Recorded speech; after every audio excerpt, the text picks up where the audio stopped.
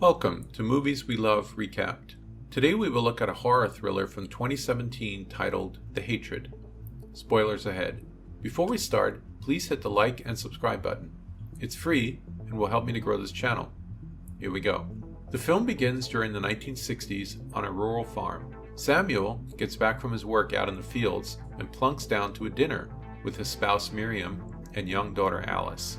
Alice requests consent to go into town, and Samuel dismisses this, demanding that town is a bad situation for young ladies. After she stomps off, Samuel answers a thump at the door to find a package sitting on the front step. Samuel promptly brings the case into the storm cellar and opens it, uncovering an image of his more youthful self close to Adolf Hitler, and a letter letting him know that the relic inside, an iron cross, has been shared with him for safekeeping. Taking the relic, Samuel bashes an opening in the wall and seals it inside. Next we see Alice and a boy talking under a tree. Samuel shows up and yanks the kid by the collar. He orders his daughter to return to the house and the kid to run home.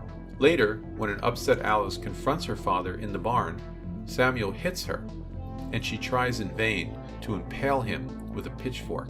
Alice is drowned by Samuel in a nearby water trough. Samuel removes his daughter's body and disposes of it before going back to the house, seemingly unfazed. The next day, as Samuel is out spraying pesticides, he seems to have a coronary episode and staggers to his knees. His wife approaches Samuel and caresses him prior to withdrawing the hose to his gas mask and siphoning the toxic substance in, killing him. Miriam is then shown going out with luggage, never to return. Jump to the present. 4 college friends from NYC, Reagan, Layan, Samantha, and Betane, are traveling to the countryside for a weekend getaway at the home of Reagan's family's friends, Walter and Beth.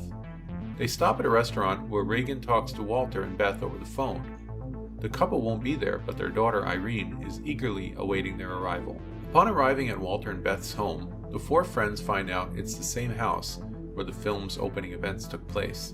They start to settle in and explore the first floor, where Samantha finds a Viking death mask on display in the living room and expresses excitement as a history buff. They open the wine and toast for a fun weekend ahead, but moments later, Irene is dropped off by her tutor, who acts uneasy and rushes out, not even entering the home. Irene takes the friends upstairs, assigns each of them a bedroom, and shows Reagan her own room.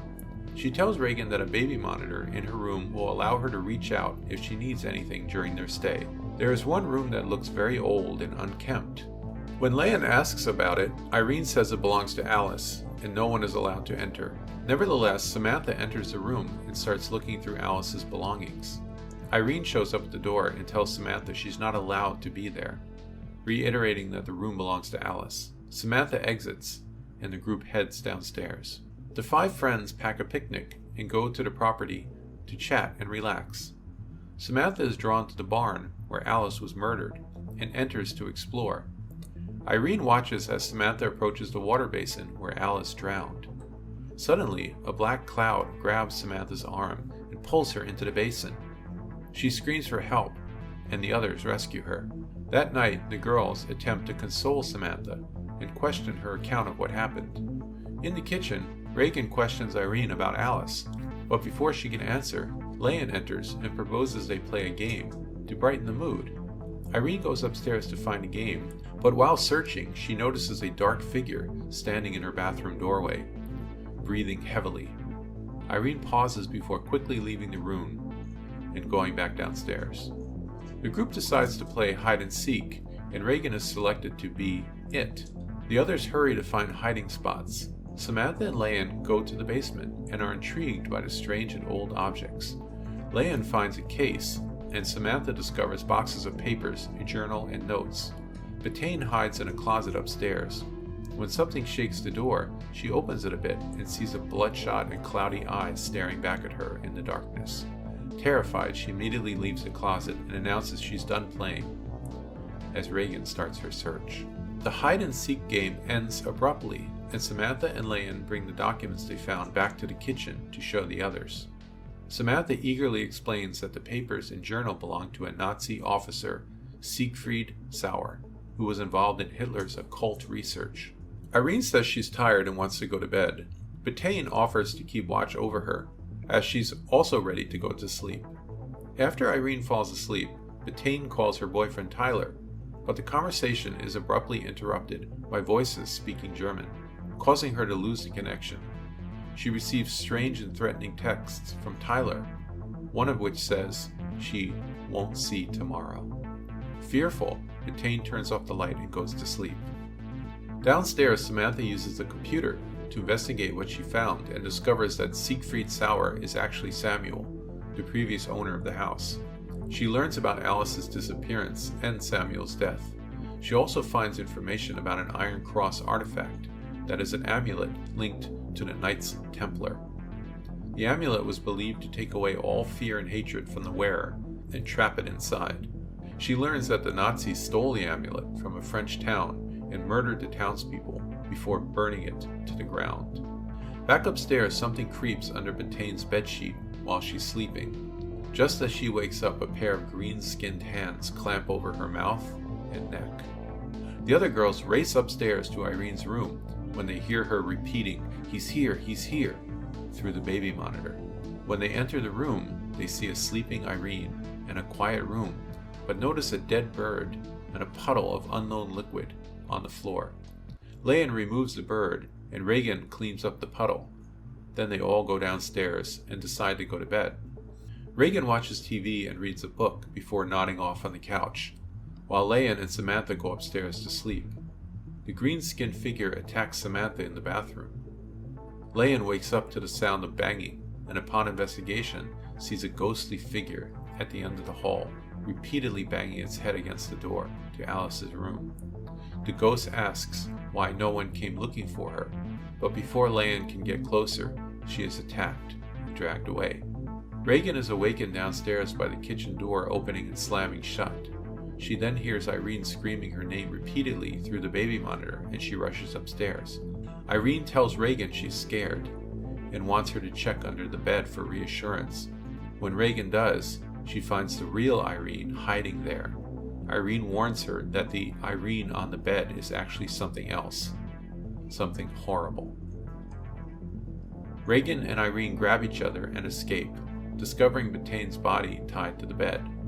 They then hide downstairs. Reagan realizes that the events of the night are connected to the amulet, and the horrid entity is a manifestation of the fear and hatred it has absorbed over the centuries.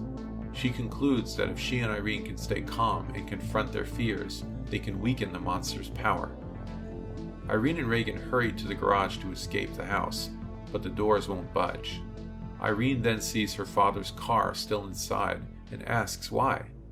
Reagan warily walks towards the car and looks inside to find Walter and Beth dead and tied to their seats with barbed wire. They quickly flee. Reagan informs Irene that they'll escape through the kitchen's doggy door, but while trying, Reagan cuts her foot on a broken wine glass. She instructs Irene to leave and promises to follow shortly. After some reluctance, Irene exits while Reagan removes the glass shard from her foot. However, before Reagan can fully make her way through the doggy door, she's yanked back into the house by an unseen force. Irene waits for Reagan outside, but eventually breaks into tears and runs down the road. She comes across a car driving towards the house and is rescued by Virgil, a friend of Walter and Reagan. He takes her with him back to the house to uncover the cause of the disturbance. While inside the house, Reagan regains consciousness and encounters the ghostly figure Leon had seen earlier. This figure is revealed to be Alice, and she guides Reagan to the basement, repeating her earlier question of why no one searched for her. Reagan delves into the basement, determined to find what Alice wants. At the wall where Samuel concealed the artifact, Reagan notices the dark outline of it etched into the wall. Upon accidentally shattering a tall wooden box near the spot, she discovers Alice's dried-out body inside. As Virgil approaches the house, he spots what appears to be Samuel in a gas mask in an upstairs window and enters the house to investigate. He encounters Reagan inside, who urges him to leave immediately. While Reagan rushes to the car, Virgil stays by the doorway, only to be dragged inside by an unseen force. Reagan starts the car and drives away from the house with Irene, escaping the terror unleashed by the artifact. Thanks for watching. If you enjoyed this recap, please hit the like and subscribe button. Leave a comment below. Let me know which movies you would like me to recap in the future.